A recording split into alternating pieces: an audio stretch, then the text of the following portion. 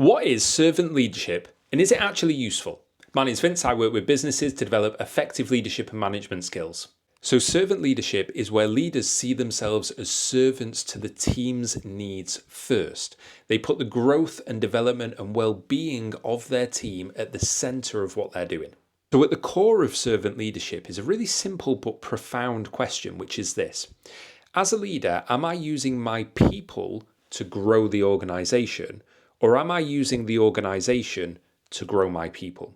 Now, it might sound like an odd question, but it is really intriguing to think around because traditional leadership would say employ people, use their skills and knowledge to grow the organization. It's a simple one-directional transaction other than that the organization then pays them their wage. Whereas servant leadership flips that narrative on its head and says, hang on a second, we believe that people are our strongest asset.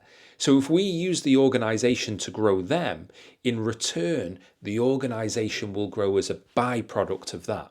I am seeing growing evidence and growing talk around this that servant leadership is becoming much more popular. But rather than seeing it as a separate style of leadership or an archetype like an autocratic leadership or a pace-setting leader or a visionary leader, I see servant leadership as a foundation to build different styles upon.